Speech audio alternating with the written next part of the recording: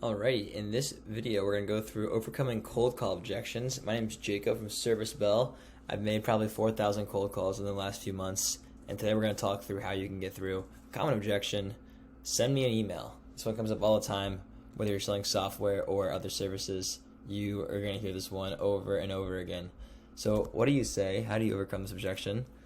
Well, first we probably should understand what's going on here, right? Essentially, you haven't built enough interest for them to take a meeting with you. You've given a value prop that wasn't good enough, or you asked for the meeting before doing enough qualification to have them talk themselves into the meeting.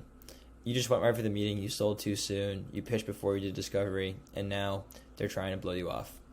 So really what they're doing is they're politely saying no, although it's not actually polite if you think about it, because what's going to happen is if you just say sure, send them an email, they're not going to open it, they're not going to look at it, so you wasted your time there, and now you have to follow up with them again, which is also wasting your time. So you really don't want to let them off the hook with just send me an email. So how do you do it? You go with the flow. First and foremost, you always go with the flow. So you say, sure, what's a good email for you? You do this because you really don't want to go against the tide, right? If you already have their email, which you probably do, you still ask them what's a good email for you, unless you've already been exchanging via email. And this way you could just let them say, yeah, sure, my email is X, Y, and Z. You're kind of letting them go with the flow and acting like you're cooperating.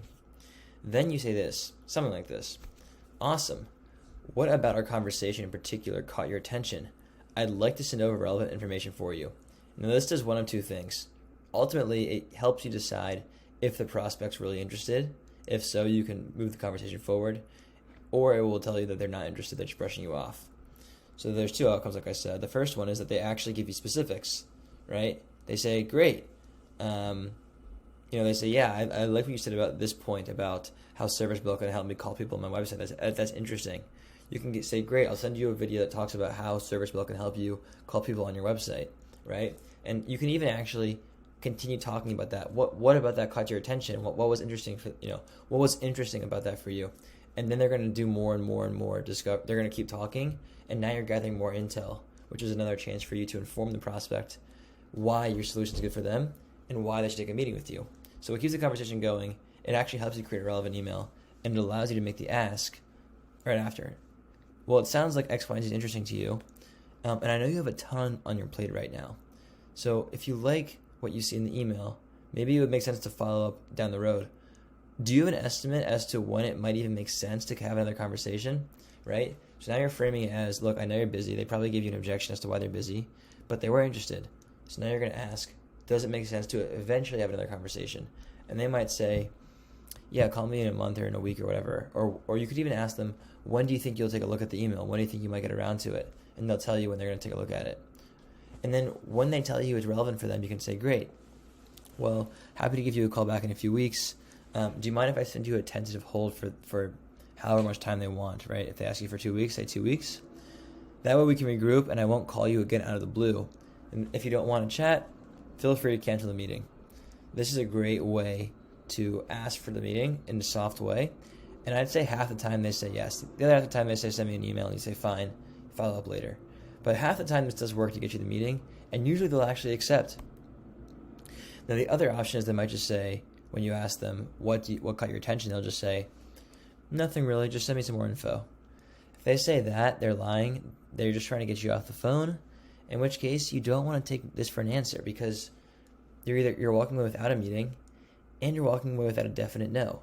In sales, you want to get either a yes or a no as quickly as possible, and that way you can either move forward or just move on.